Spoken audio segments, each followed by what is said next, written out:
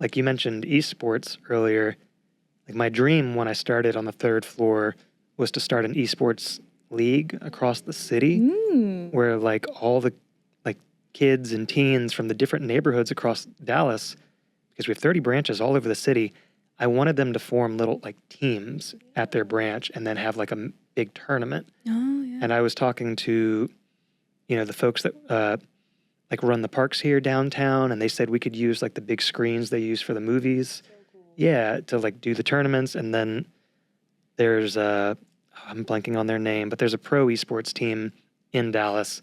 I was speaking with them, this was years ago, but they said we could use their like big arena to have that. And I just thought, what would be cooler for teenagers all over the city that are obsessed with video games, obsessed with these things, than to get the chance to like go play at like a legit esports arena.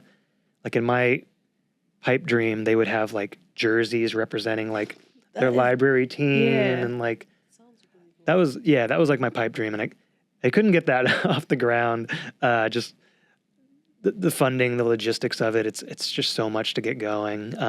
But I don't know. Maybe someday that'll be a lot of fun. I really hope that happens. Yeah, seriously, that sounds fun. Yeah, that sounds like a dream for like kids who like just don't have that kind of access. I mean, when I was doing the tournaments in Highland Hills, a lot of the kids, they didn't have video game consoles. They would come in and like watch YouTube of like video game playthroughs because they love games, but they weren't able to play them. And so, I'd bring in my Switch and just let them play for a couple hours, and they love it.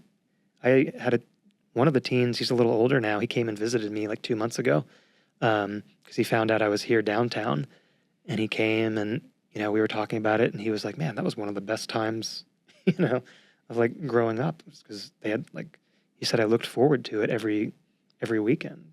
Yeah. So that's great. I want to ask though, like if somebody's watching and then they could help, how could they help the library with? Is that a loaded question? I don't think so. Well, we have a friends group, the Friends of the Dallas Public Library. You can always donate with the Friends.